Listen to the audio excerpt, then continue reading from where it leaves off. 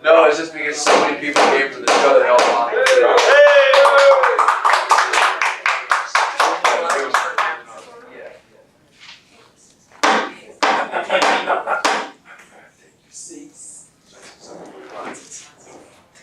Does this not work, or?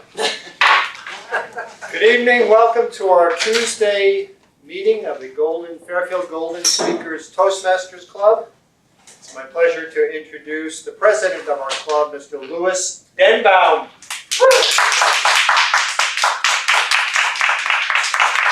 Thank you, Rick. Welcome, welcome, welcome, everyone, to our weekly Golden Toastmasters meeting. We meet every Tuesday at 7:45 here at the Hy-Vee Club Room. Guests are always welcome. I see at least one guest here. Luke, would you like to say a word of what brought you here today? Sure. Tonight? I got a word. I originally saw the Toastmasters poster back in about 2007 when I was in high school. And I had always wanted to do public speaking. I thought, is this for real? I don't believe it. And then I never came. Now I'm here. All right. Sam invited me. Very good. At the end of the meeting, we'll ask you if you have a comment on what you liked about the meeting. Okay. Sam, thank you for inviting Luke. How many other people mentioned Toastmasters other than Sam this week? Not this week. Okay.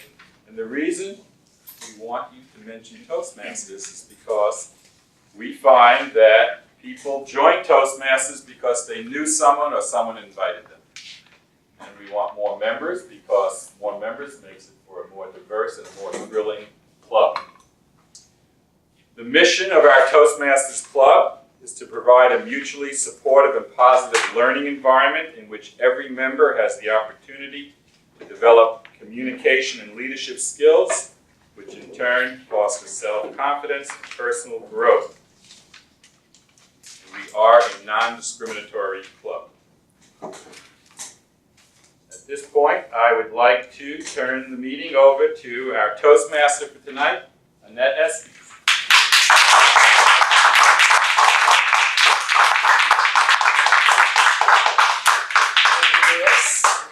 Welcome, fellow Toastmasters, and our guest, Luke. So happy to have that you finally made it. And all you folks at home or wherever you're watching us on your iPod having a cup of coffee somewhere. We do a lot more here at Toastmasters than learn how to give speeches. We develop our leadership skills and we develop our listening skills. And so we play a number of roles. Everyone has a job at one time or another. So I'm going to introduce our role players tonight. First, someone has to time our talks. Make sure we stay within the time limit, hopefully. And that is Madi Gandari tonight.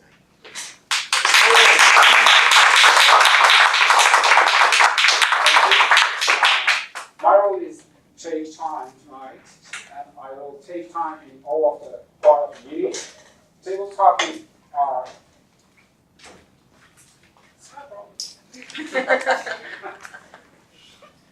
table topics are 1 to 2 minute speeches. The green light is turned on 1 minute. At 1 minute, the yellow light is turned on at 1 minute 30 seconds. The red light is turned on at 2 minutes and remain until the end of the speeches. And also, prepared speeches are usually 5 to 7 minutes. The green light is turned on at 5 minutes. The yellow light is turned on at 6 minutes. And the red light is turned on at 7 minutes. Also, we have another speeches we have 6 to 8 minutes. And the yellow light is turned on at 6 minutes. The green light, 6 minutes. The yellow light is turned on at 7 minutes. And the red light is turned on at 8 minutes. Also, the evaluation are 3 minutes. The green light is turned on at 2 minutes. The yellow light is turned on at 2 minutes 30 seconds. The red light is turned on at 33 minutes and remain until of the evaluation. Thank you. Thank you.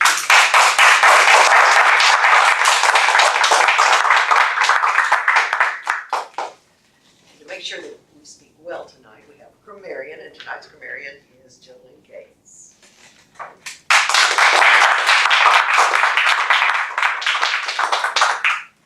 The job of the grammarian is to, first of all, provide a word of the evening to help everyone build their vocabulary.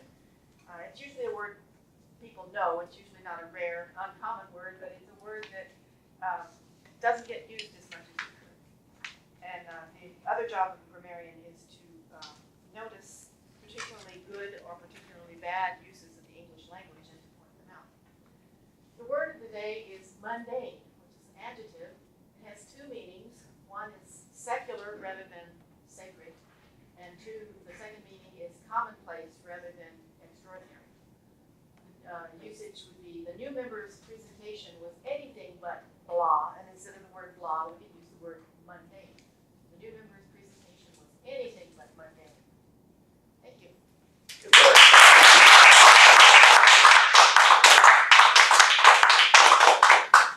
And tonight's counter is Annalisa Frederickson.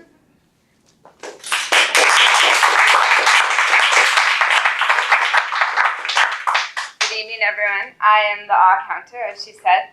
I'm going to be counting filler words such as so, and I'll be writing it down here and have a report at the end.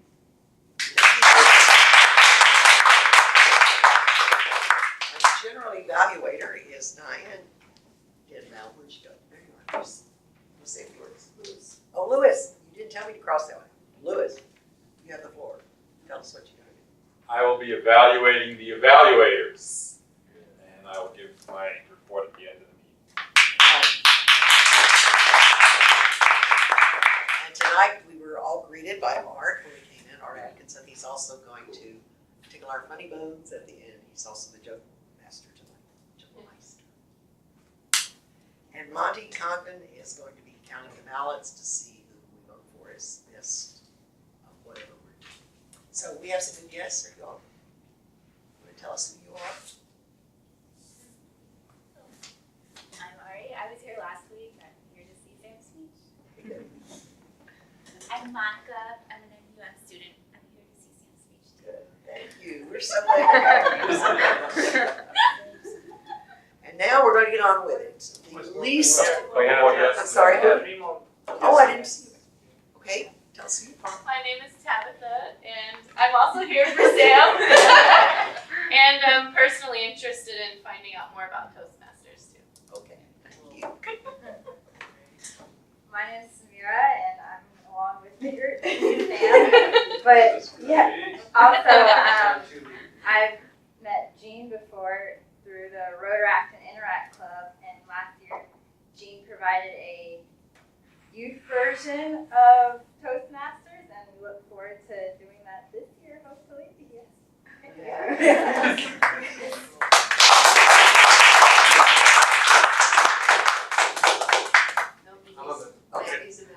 I recognize you now. Well, I'm happy to have you, and hope you enjoy it.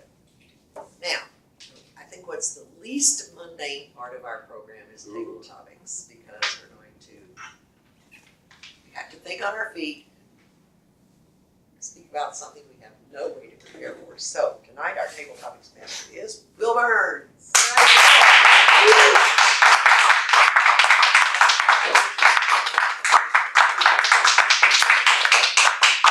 Thank you, Annette. Table topics. This is the first portion of our meeting. Is the appetizer, and it's the chance to but to absolutely demonstrate our extraneous. How's that word? Impromptu speaking. And speaking off the cuff. I will just go over a few things here real quick, then we'll go right into table topics. I will ask for volunteers, or I will pick you from the audience. Yep, I see none. You have 30 seconds to think about your answer, or I will ask you a question. You can take 30 seconds to think about it and then respond. You are also allowed to segue. So if you don't like my question, or you really want to talk about how your week went, or the weather, or whatever, hopefully less mundane than that, then please go ahead and segue. And with that, are there any volunteers?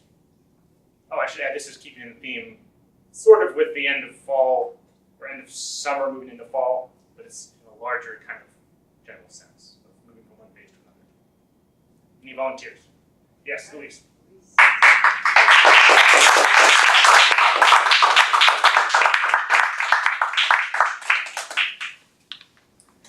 Okay, number 1 to 4. A lot is made of the transition from child to adult. What is one experience you had when you realized that you made that jump with your maturity?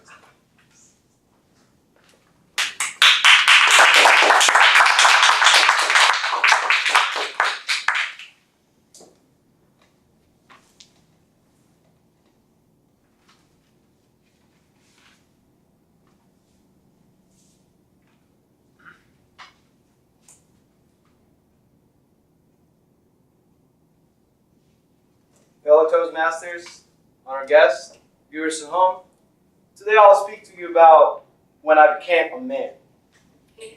A period that has been historically recorded in many cultures as some sort of test or some form of endurance for a man to, or for a boy actually, to do something so that he can step into manhood and become another more supportive part of the clan or the family or whatever it may be, society, community. When I was a child, I remember not needing anything. I was always provided with all the things that were, all my needs were met, essentially, and I was a happy kid. Everything was fine, you know, everything was dandy. I was always having fun with my friends, going on bike rides, doing whatever I pleased. But then the years started going by, and I started to realize that with the years comes some responsibilities. And there was a period in my life, actually not too long ago, where I realized that I needed to take care of myself, not only shelter, food, and all these essential needs, but also emotionally, mentally, and spiritually. At that moment, I realized that I am the only one responsible for my own well-being and nobody else is. And I feel like most people go throughout their life without realizing this, and that's a very essential part of becoming an adult, I feel. Because at that moment is when you're truly independent, because you're not depending on anybody else or anything else, and it's just you. And everybody else is part of that too as well. So either way, ultimately, so is you on that last level as well. So that's when I realized that, and it's a beautiful realization, very empowering, and never-ending journey. Thank you very much.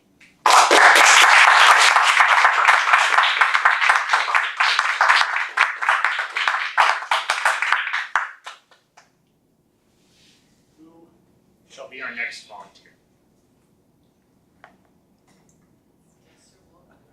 And guess you're very welcome. Luke, come on.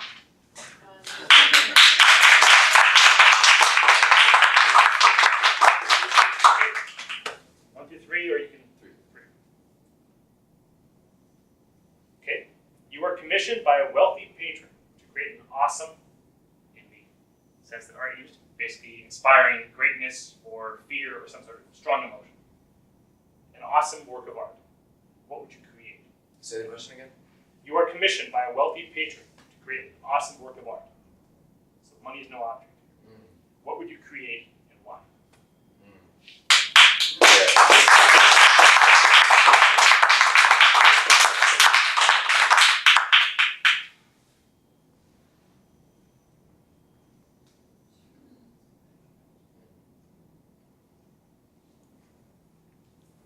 Welcome, everybody.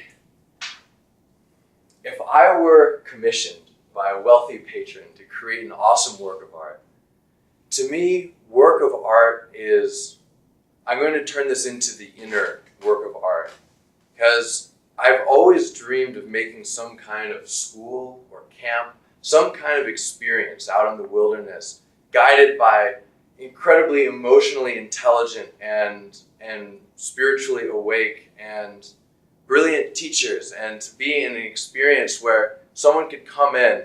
It would be like, say, military basic training, except in a very different sense, where someone would leave their home and they'd go out into this camp in the wilderness, and they would be trained. They'd be in a training program to culture their strength in all ways, and the openness of their heart, and their connection with nature, and their sense of the world as my family. And when they would leave that place, they would then embrace the world in a whole new frame of mind that reflects the inner work and inner artwork that's been created inside. So then they see that beautiful work of art that's inside reflected back off of everything that's outside. And then the whole world becomes that great form of art. This is the creation that I would be involved in creating if I were commissioned by wealthy patrons to create art in the world.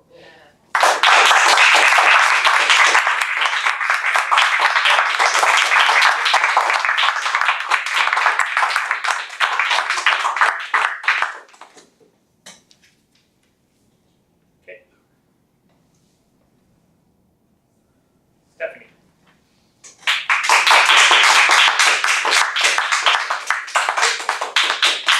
One or two? Okay. On September 18th, Scotland will hold a referendum on whether to stay in the 300-year union with England, Northern Ireland, and Wales. What are your thoughts on this event?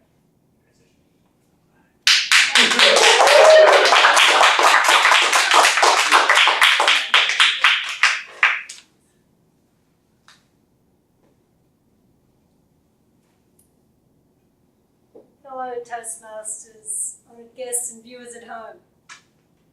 I hope that Scotland decides to vote yes to independence. That's my view. And part of my reasoning is, you always feel better when you're independent. And I also heard a former Prime Minister from Ireland being interviewed on Australian radio the other day. And she was just an amazing speaker, and she'd done so much work to changing the views in politics in Ireland that was totally inspirational. And I kept thinking that because Ireland is independent, they have more of that feeling of taking care of themselves and really making their country go forward in the world. It also reminds me of a few years ago in Australia, we decided to have a referendum to sever our ties with England and with the UK. And unfortunately, at the time, we had a Prime Minister, and he influenced the referendum. He sort of tied it into some other issue, I can't remember, and he's so manipulative, John Howard. He wrecked the whole thing, and it didn't get through. And everyone's hopes were just like, it was so deflating that, we couldn't even manage to do that. So I hope that Scotland gets it together, decides to be fearless and brave and go out there, and it doesn't matter if the economy takes a little dip, but, at least they'll have their own pride in being Scottish. And I might mention that I do have ancestors from Scotland. So I have links back to that country in some format. So I hope that Scotland takes the plunge, goes over the edge, and votes for yes on Thursday.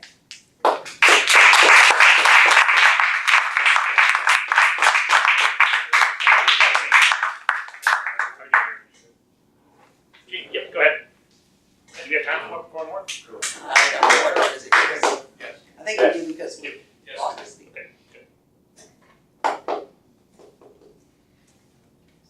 Okay, good.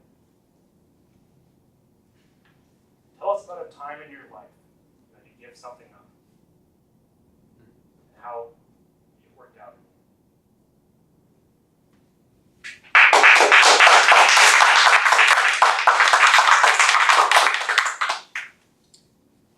about Scotland. With all due respect to my dear colleague, Ms. Chambers, my father's first name is Macduff. Symington is a town in Scotland. You can find the town of Symington in Scotland. My grandfather's middle name was Fife, which is also a town in Scotland. I have been following this Scottish thing quite closely, also because I'm in the middle of a book series where the principal character is a detective in Scotland. John Rebus, anyone has read John Rebus, Ian Rankin? It's a totally cool series. So I have been immersed in Scotland. And up until last night, I would have agreed with Stephanie. However, I picked up my latest Economist. The Economist is a magazine. Big article on why Scotland should say no. I sat down to read it. I have a lot of respect for The Economist. It's a very intelligent publication. They're thinking, and I'm just going to present this because I can see that side, is that it's kind of the whole is greater than the sum of the parts, and combinations of differences. A garden has many different flowers, and that makes it a garden. If you just had a garden of tulips, period, it might not be as interesting as if you have roses and daffodils and everything else. So I won't go into a synopsis of this article per se, but it was just the first time I had heard this sense of just because we're different doesn't mean we can't all come together and be one of those gardens that has a variety and stands tall. And after all, it's been there for 300 years, which is a lot to toss. So speaking of losing something, maybe that's something to look at before you toss it.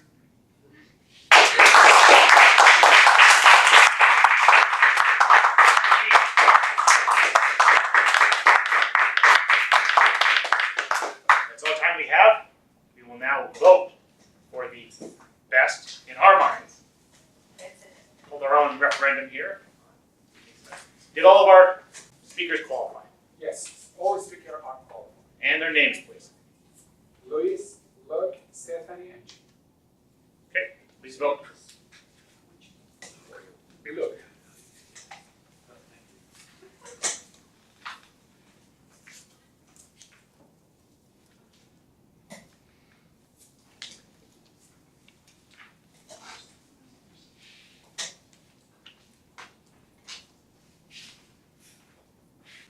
Welcome back. So now we will go into the prepared speeches. And to help us do that, this is a very important role that I've forgotten here. Please please help me in warmly welcoming our table topics evaluator, Jyoti Raj Adhikari.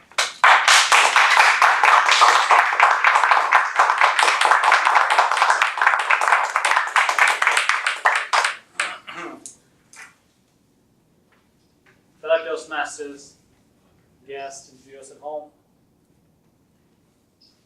We have 4 speakers. First was Luis.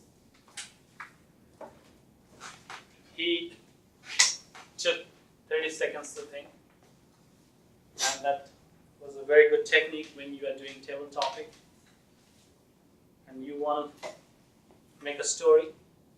So it's impromptu speaking, so that's a very good gesture. You greeted the audience and you a lot of moments. So one of this I really like is when you said you stepped from your boyhood to manhood, so you are jumping from this side to this side. That was a really good one. The only suggestion I have is you're kind of speaking the same tone and pitch, continuous. So I just want you to put a break on it, then pause.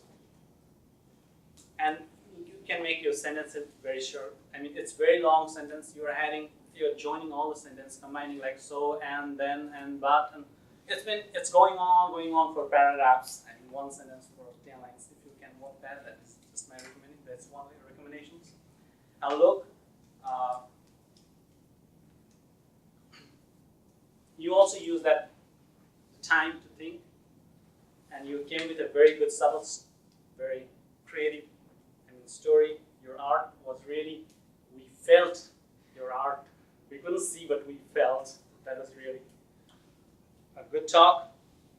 You have very good eye contact, so you were at both sides of audience. Good gestures, good hand movements. You are counting. You're just doing this and all this stuff. The only suggestion is you are just standing at one place all the time. You are with all audience, everybody, but you are standing at the same place. So you're just, your body is moving, but you are not moving. So if you have more than 1 point, then you can just move a little bit. So you can just say this the second point, third point, so that audience can relate the point where you are standing. At the spot, they can relate when you talk about the same point again. Then you go to the same part. Then you can relate that. So that's one of the teaching. And Stephanie and Jean, you both have very good speech. You both have very good hand gestures, movement, and your body movements were really fascinating. For Stephanie, I have one recommendations. Just as I gave Louis today, you were speaking very fast, and if you had some pauses, that would be better. And for Jean and Stephanie both at once, I want to recommend one thing that, because maybe that is for me, I was not much aware of that subject matter. So I was just a little lost.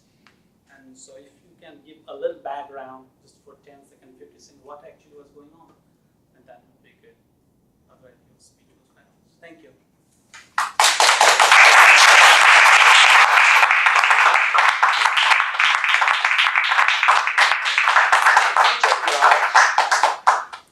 Now it's time for our prepared speeches. We have 2 speakers tonight. Jeff Shipley was unable to make it because he's under the weather. So we're going to hear from Rick Starr and Samantha tonight. Samantha Young. I'm going to introduce now Jean Symington Craig to come back to the podium and introduce Rick.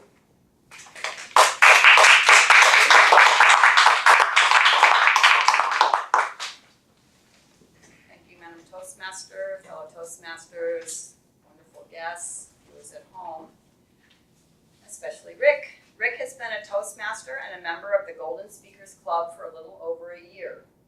He is also a charter member of the Cambridge Tech Masters Corporate Club. It's over here at Cambridge Investments, which is celebrating its 1-year anniversary this week. All right. Rick is doing the 5th project, the abstract concept from the Speaking to Inform Advanced Manual. The objectives of this project are 1, to research and analyze an abstract concept, theory, historical force, or social political issue, and 2, present ideas in a clear, interesting manner. In addition to these objectives from the manual, Rick's personal objectives are to use effective vocal variety and gestures, and to use purposeful stage movement and no pacing. The title of Rick's speech is Smile. The speech is 6 to 8 minutes. Please help me warmly welcome Rick.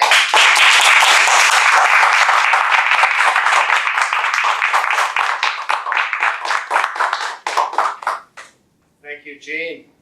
A couple of quotes about smiling. When you're smiling, the world smiles with you.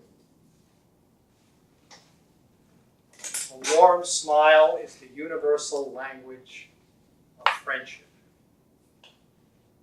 And from W.C. Fields, to be slightly different, start each day with a smile and get it over with. Madam Toastmaster, fellow Toastmasters, honored guests, viewers at home, what do we know about smiling? We know that when we're happy, we smile. What else do we know? We know that smiling is contagious. If someone is smiling, we feel like smiling. Another thing we know is that there are different kinds of smiles. One kind of smile, called a full smile, is when you smile with your whole face, not just your lips. This kind of smile conveys happiness or amusement or friendship. Another kind of smile is called a partial smile. You just smile with your mouth. This is more of a polite smile. It doesn't really convey warmth or any kind of emotion. This is also known as the Botox smile. It's also known as the flight attendant smile. No offense to flight attendants. So tonight I want to tell you 3 things about smiling you may not know. The first is if you're feeling a little edgy, if you're feeling nervous, smiling can help you relax. The second, we all know we smile when we're happy, but did you know smiling can make you happy? And the third thing, smile more and live longer.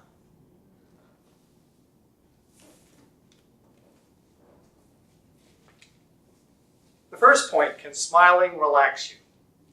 I got the idea to talk about smiling from an article in the August issue of Toastmasters magazine. The article is called Convey Confidence with Body Language. It's written by a Harvard professor, Amy Cuddy. And Amy's first point is that if you're feeling a little nervous before a speech, smile and it'll make you more relaxed. I'd like to read a couple of sentences from this article. Start with a smile.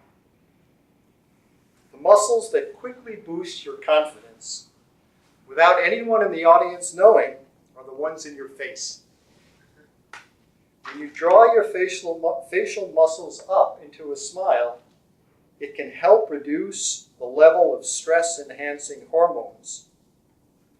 Smiling can increase the level of mood-enhancing hormones, and smiling can reduce your blood pressure. She goes on to say, if you're a little nervous before a speech, start smiling and keep smiling. You'll feel happier, you'll feel more relaxed, and you'll look more confident to the audience. Plus, the audience can't help but smile if you're smiling.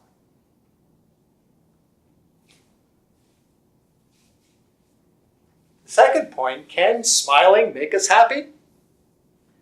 In 2001, the results of a 30-year study done at UC Berkeley were published. And I have to read the title of this because I could never remember it. It is Expressions of Positive Emotion in Women's College Yearbook Pictures and Their Relationship to Personality and Life Outcomes Across Adulthood. The researchers in this study followed college students for 30 years, from the time they graduated college till they were in their 50s. At that point, they went back and looked at their college yearbook photos. They rated the smiles in the photos anywhere from a partial smile to a full smile or anything in between. And they were able to use these smile ratings to correlate with the results of the study. They found that the students who smiled the most had the highest self-esteem, reported the longest and most fulfilling personal relationships, marriages, and were thought of the highest by other people.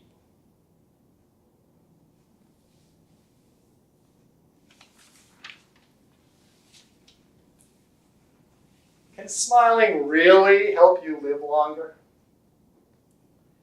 There was a study done at Wayne State University in 2010.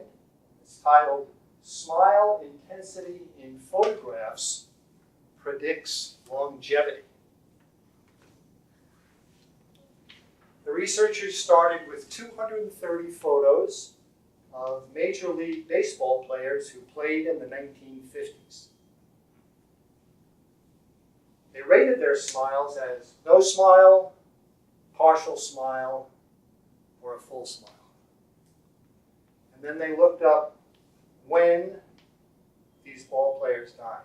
And they found that on average, the players with the full smiles lived 8 years longer than the players without smiles. And the players with partial smiles were somewhere in between.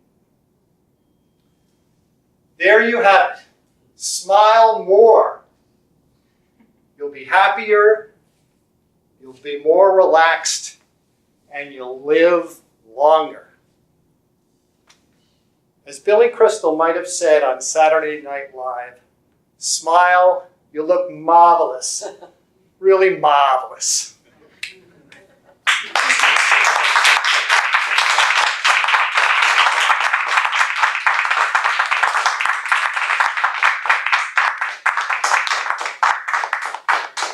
I hope everyone will take your advice. It's very important. You ever walk down a hall and pass somebody and smile, they just go, creepy. Okay. Now I'd like for you to get out your evaluation sheets if you don't have one. Over here, I can give you one. And I guess we invite you to evaluate. Just 2 minutes on that time. 2 minutes to just fill out the form and evaluate Rick's. Welcome back. Now I'd like to invite Dan Craig to come up, who's going to introduce our next speakers.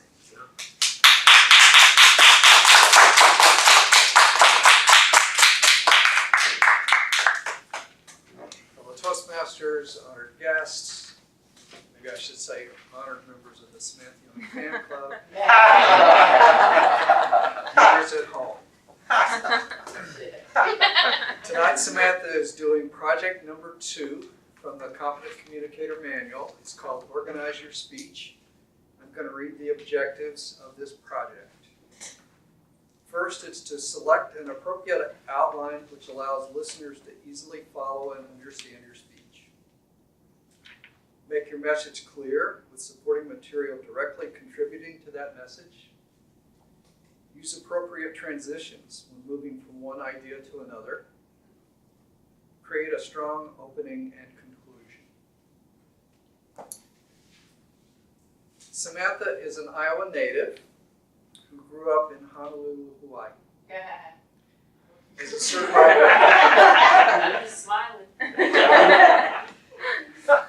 As a certified Kundalini yoga teacher, Reiki, and Ayurvedic practitioner, she is in her senior year at NUM studying health education consulting, an individualized major she created. The title of her talk is Spoken Word. It's a 5 to 7 minute project. Please welcome Samantha.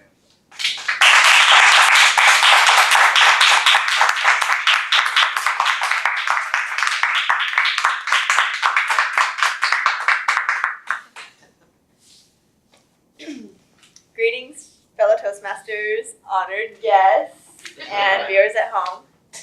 How many have heard of spoken word poetry? Couple, great, thank you. Okay, awesome. Tonight, my talk is going to be about spoken word poetry, obviously. What it is, where it's come from, and why I feel it's important. And then we'll come back together for a sample of a piece I wrote at the end. Spoken word poetry is a poetry that is written, but is meant to be performed for an audience. Spoken word is a title that groups together performers that aren't quite comedy, theater, or classical poetry recitation, but are more artists that use this word-based performance to tell their stories. Spoken word also serves as a platform for social, political, and cultural commentary, as it has its roots in civil activism and said to have sprang loosely from the expressive energies of the blues and the jazz era, as well as the Harlem Renaissance and hip hop music, as it, I think I just said that, as it mirrors the Beats poets of the 1950s and 60s. The Beats were a nonconformist community and writers that were known for questioning and countering society's norms in their written works that were meant to be performed. Within the last couple decades, this very visceral, in-your-face style of contemporary poetry was revived and titled spoken word. But storytelling and oral traditions have been around for centuries. Homer read the Odyssey, there was troubadours, town criers, and many different native cultures also transmitted their culture, their traditions orally, not because either printing presses weren't created or widely used yet, but because they recognized that there was a power in our ability as a species to sonically create sound and communicate with another. Like any art, spoken word has the power to move us, to motivate, and to stretch our minds.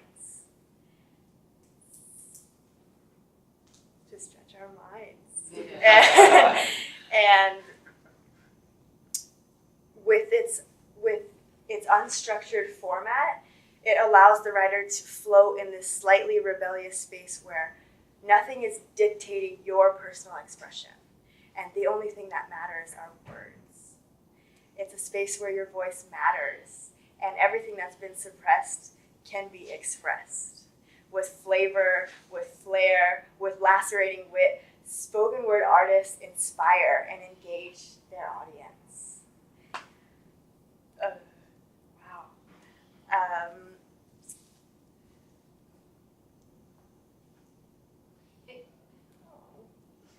Good.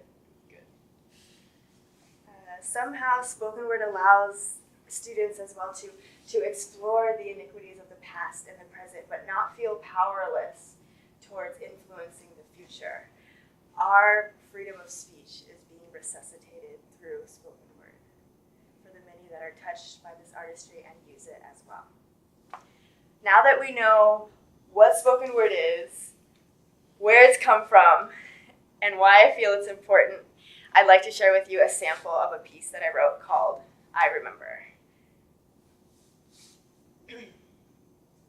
I remember turning on the TV and seeing my home on the nightly news, and realizing what was happening outside my door.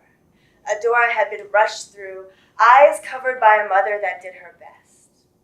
I remember crying. I remember the feel of tears creeping down my cheeks all too well, savoring the silver lining of each salty treat. I remember hanging bags of groceries in the frames of doorways, the only safe haven in our rat-infested chambers, but mostly, I remember your absence. Praising caller ID, knowing I couldn't call back later, yet the inescapable upside-down stamped letters always found me. Grief written between the lines of words, asserting your choices did not reflect a lack of love, but I still blamed you for everything. Blaming you for the infinite amount of hurt you had the choice to create, and realizing I never asked. Why me? Just why? Why does pain exist? And why does hurt heave my happiness, harass my memories, and sting in the solitude of my childhood? And how? How did this add up to a family, and where? Where was I as the solution to this unbalanced equation? The only you was on one side after a minus sign. What you subtracted from this family left us as a negative fraction, teary-eyed, looking for the reciprocal that would make us one, whole for the first time. We didn't spend 10 years waiting. But that decade determined my depth. Resiliency rushing through my veins, rewriting childhood traumas into triumphs and filling my once fickle family of lifelong members of friendships that fostered the person you're so proud to call daughter. I'm sorry, but I wouldn't change a thing. Hope you enjoyed it.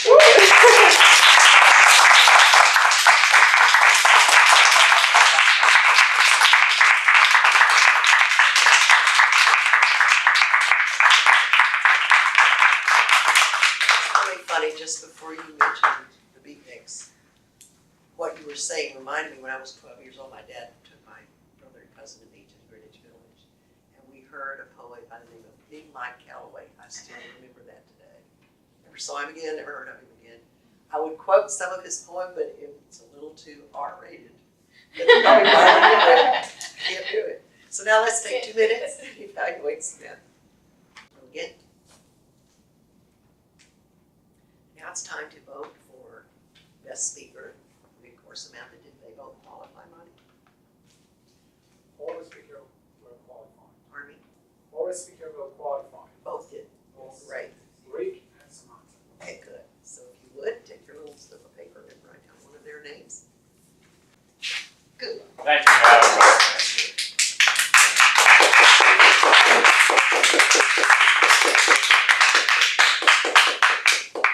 The evaluation section of our meeting. This is a crucial part of our meeting because we're here to develop our speaking abilities. And if we don't get honest feedback, then we can't improve. So we'll start out with our first evaluator tonight is Jean Simonton Craig.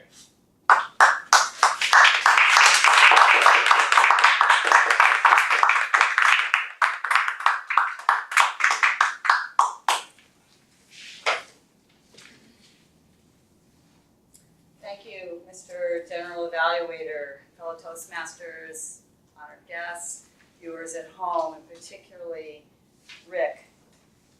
If I had to pick someone to demonstrate a smile, it would probably be Rick. He makes me smile just when he smiles. And that's that contagion factor. I'm going to read the objectives and the questions from the manual. How did the speaker define the scope of the speech subject? I thought he did a good job here because he started with something that we all have some familiarity with, a smile. Seemed almost a little bit possibly mundane. But then he proceeded to move into his speech and to give us some ideas that there are things that we probably don't even know about smiles, intimate as we think we are with smiles, and that there are some bigger benefits out there with smiles. So that caught my attention a bit. And it looked like a nice size subject for the time. Was the topic narrow enough to explain sufficiently in the time allotted? And yes, that was something I felt was done well. And Rick also he did use his 3 points, and he did move and do his staging with point 1, point 2, and point 3, smiling all the time, of course. Organization was really well done. Now, here's a key part. How effectively did the speaker draw on experts' opinions while discussing the subject? This was something I was really focused on, and he used quite a variety of resources. He had quotes, W.C. Fields and Billy Crystal, opening and closing. He had a Harvard professor mentioned in a well-known magazine, Toastmasters International. So that adds credentials and credibility to what he's about to share. The study from the UCLA Berkeley, the Wayne State study, again, mentioning research institutions and studies, and he was very clear on what the studies were and how they were done. I really like that.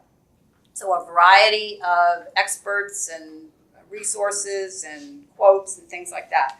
How did the speaker make the talk interesting to the audience? How could the speaker have built greater interest? Well, I thought at the very beginning when he demonstrated the different smiles, that was fun to watch. Like I say, he's trying to inform, I'm trying to not to laugh. So it's fun to watch. He also did the what's in it for me about smiles. Longevity, happiness, relaxation. He really brought that in. So I'm going, okay, this looks good. More smiling. Although I would like to know whether smiling at the beginning and you have happy over life, whether that's just a correlation or whether it's causative. That could be some little piece in there to just say, yeah, I'm sharp. I'm watching the research. Something to add, there wasn't a lot. He could have used an extra visual aid by actually getting some magazine photos and showing demonstrations of different faces of those different smile types, as opposed to trying to do it all himself. This is a thought. And he also, at the beginning, could have said, now everybody just smile. Or he could have told a joke and said, now look at your neighbor and what are they doing? Something to pull them in about smiling. Good job.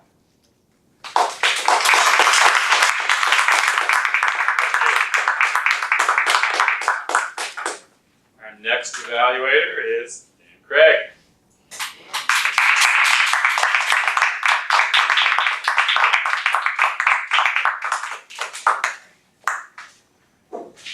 Fellow Toastmasters, honored guests, and everybody else. First, I'd like to say that I really, really enjoyed this talk, and I think probably we all did. Is that true? Yeah. This was not a mundane talk, not a run-of-the-mill second speech. This was something a little extra that we enjoyed tonight. I'm going to go through the points in the manual and evaluate, but I just wanted to start out with that appreciation because really, very nice job. The first thing I'd ask about is, was the speech interesting, meaningful to the audience? Yes, I would say definitely. For my own part, I really couldn't have given you a definition of spoken word poetry because you'd asked me before. So fairly ignorant, I felt that I had learned something quite interesting. Preparation. I'm not sure how to mark this. Either she was totally prepared and she got a little stuck in a couple of places, or she could have used a little more. Samantha, I'm not sure which was which. Maybe a few more run-throughs would have been good. Organization, very strong. It asked about the opening. Was it captivating? Did it lead to the topic? Yes. A very good technique. Samantha began with a rhetorical question. How many people know what spoken word poetry is? That's always good. The audience has to begin interacting with you when you ask them a question. And the other very strong point about the intro was just that you simply led into what you wanted to talk about. You said, tonight my talk is about.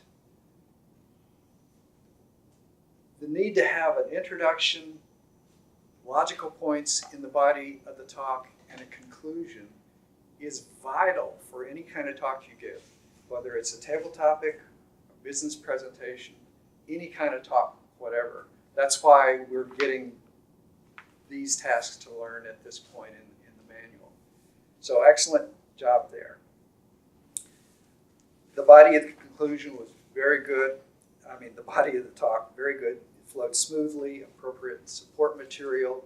It's centered around what, where, and why. Samantha told us that's what she was going to tell us, and then she told us.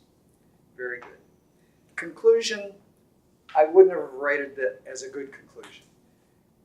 I thought you had a nice exit. I think there is that tendency when you do a performance to want to take the quick bow and go off. Particularly in terms of the speech. And I think in almost every case, it would have been valuable even after that to say, now that I've demonstrated for you, you can understand the points that I was trying to make for you. And transitions, very good. I particularly liked that you were speaking about something that you really loved. That was the greatest point in this talk, I thought. My suggestion is just that if you're giving your poetry, you have the slow parts, the fast parts. When you go fast, you've really got to enunciate. We want to hear all those words. Thank you.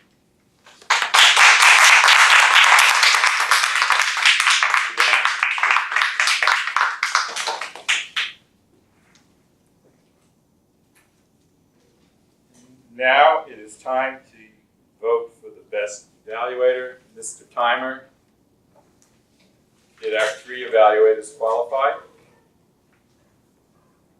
Our timer is getting a consultation.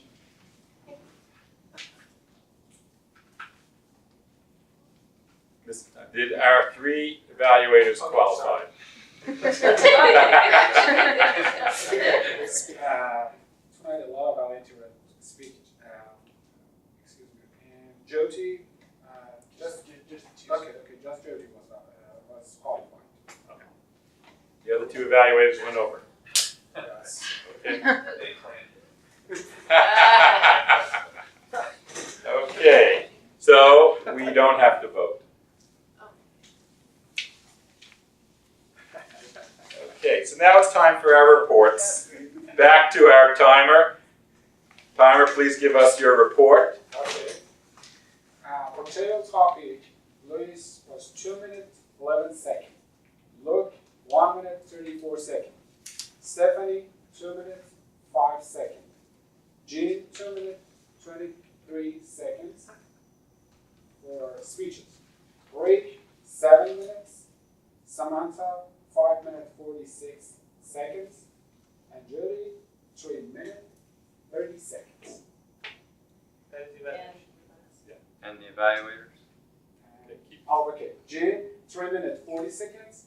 Dan 3 minutes 50 seconds. So, thank you. Thank you. Now it's time for our grammarians report. Go there.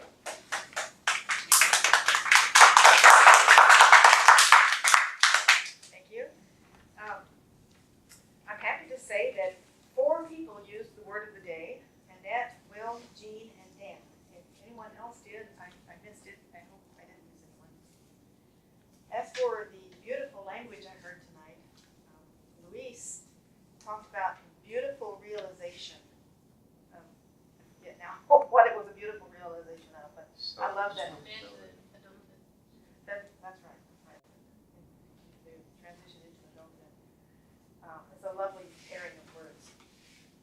Luke spoke about the inner artwork reflected in the world, speaking of how we are each our own work of art, and it's displayed as we show it in the world. I thought that was beautiful.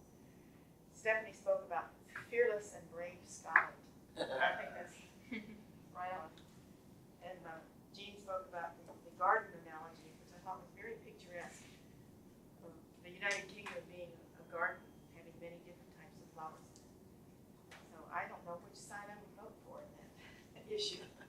And Rick, I'm sorry, I was so caught up in your speech, I forgot to listen to flowery language and everything. It must have been really good, because I was just totally captivated by your entire speech.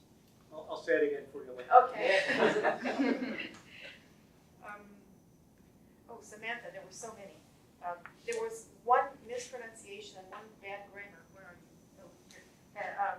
But you said recitation instead of recitation. And then you said something must have sprang instead of must have sprung. But those were so minor compared to all the beautiful words that you said. And my 2 favorites were that only humans have the power to create sound to communicate.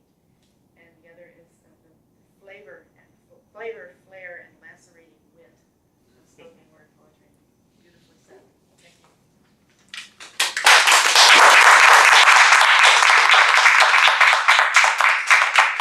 Now it's time for Art Atkinson, our joke master.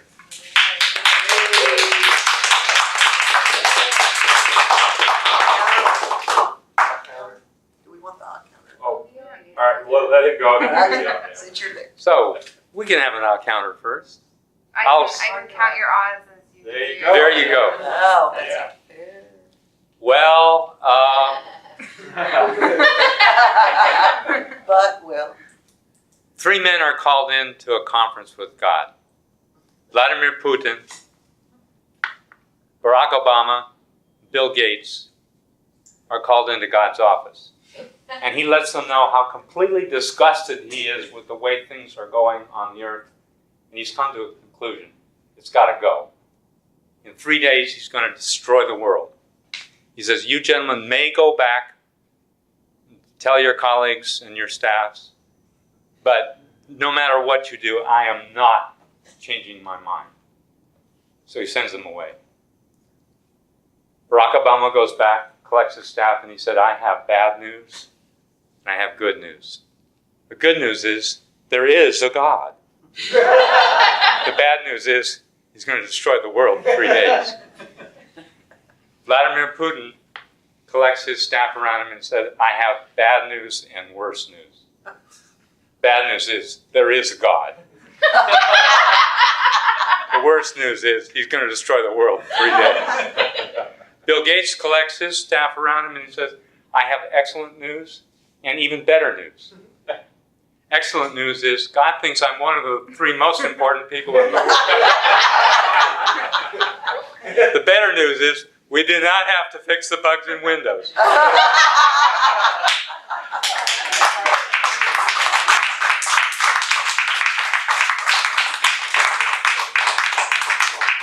I'm glad we did the joke now to kind of have a little break in the reports. And now it's time for our counter report.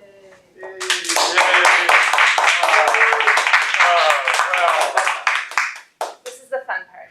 Okay, so Madi had 2 uhs, Jolyn had 5 uhs, 3 ums, Will had an or an ah. Okay, Luis had 2 ands and 1 repeat. Luke had 3 ands and 1 repeat. Stephanie had 1 2 you knows and 1 and. Jean had 1 just 1 sorry. Jyoti had 2 so's and 4 ands and 1 repeat. Rick had found 1 repeat and 1 false start. Dan had 1 1 repeat, 2 false starts. Samantha had 4 1 2 repeats, 3 false starts, and the rest were clear.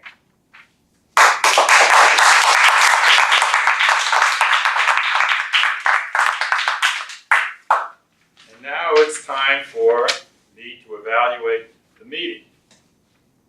First of all, the good news is that the meeting started on time, and we've stayed on time. A very important part of our Toastmaster meeting is to mind the time. Our role players did an excellent job of telling us what their role was for the evening. And next, our evaluators. I have to say I am really happy that Jeff Shipley canceled tonight because I was slated to be his evaluator. And if that were the case, I would be up against the 3 premier evaluators in this club, Jyoti, Jean, and Dan. Jyoti did an excellent job of, I think table topics is the hardest thing to evaluate because there's 4, sometimes 5 people you need to evaluate. And Jyoti did an excellent job of getting it in on time. The only one tonight that minded the time as an evaluator, fantastic. And you even saved time by giving 2 of the people the same suggestions. So that was excellent use of your time. My only suggestion for you is you have this very even tone to you. You're a very, very mellow person. And I'd like to see you use a little more drama and a little more pauses. Other than that, excellent job. Next, we had Jean. Jean, you addressed Rick. You used the objectives, which is an excellent way to evaluate. You also used his personal objectives and commented on what he was looking for out of the speech. You pointed out the staging and you demonstrated it, which is always excellent to do what you're telling people to do. So you demoed the staging. And you had suggestions for extra visual aids.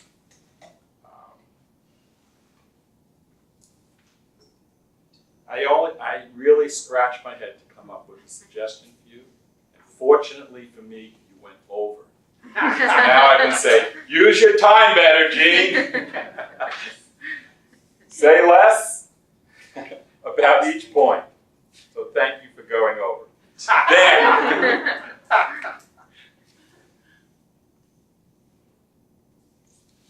You used humor in the objectives, talking about Samantha's fan club. Great way to start out an intro to somebody. You read her objectives and you also used the manual for your evaluation.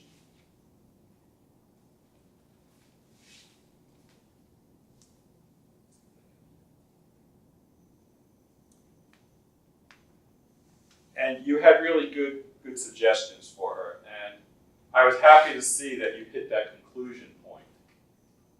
Because that's a big part of what we do here. And I was wondering whether or not you would do that. And so I was really happy to see that you didn't let Samantha off the hook with that. One thing is you chose to do your evaluation in the third person rather than addressing Samantha. That's a choice. I usually opt for addressing the person so that it feels more personal, but nothing wrong with that. And my only other suggestion for you is to use more of the stage. You were reading from the manual, which is good. You were very focused, but I would like to see you hitting the audience more with your eyes as you give your evaluation. And that's it for our evaluators. I'd like to turn the meeting back over to our Madam Toastmaster.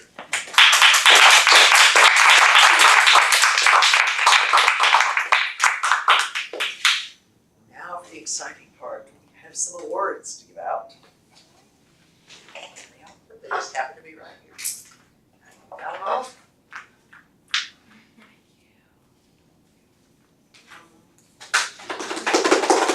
First, best table topics person. Table topics winner is Hook.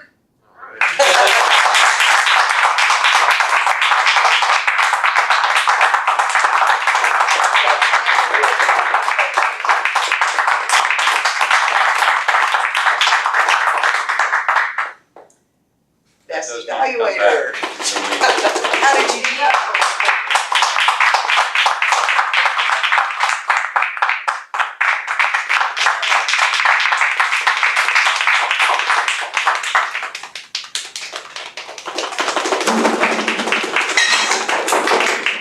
Best speaker tonight, winner is Samantha.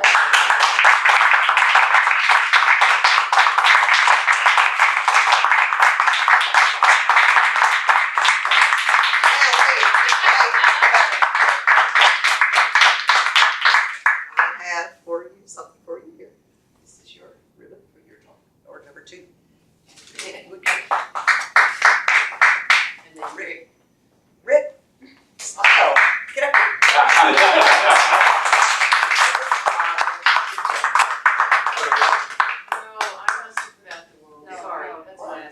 Oh, that's what it said. I'm very sorry, like, It's my mistake. what are you talking about? Okay, I forgot your ribbons, I'll give them to you. I'll turn it back over to Louis, and I've got the ribbons, so I can close our meeting. Thank you. Thank you, Madam President.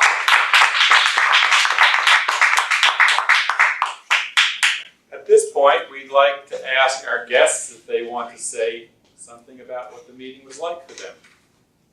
I'll start on this side of the room. Anybody like to comment? Ed? It was a good second visit. Okay, thank you. With that, our guests. I guess one thing that I like about the Toastmasters program is how everybody is evaluated, not just the speakers, but the evaluators are evaluated, the table topics, those are evaluated too. And I like how it's all constructive feedback. It's very practical, very useful, very able to incorporate into the next time you give a speech, and I appreciate that. Thank you.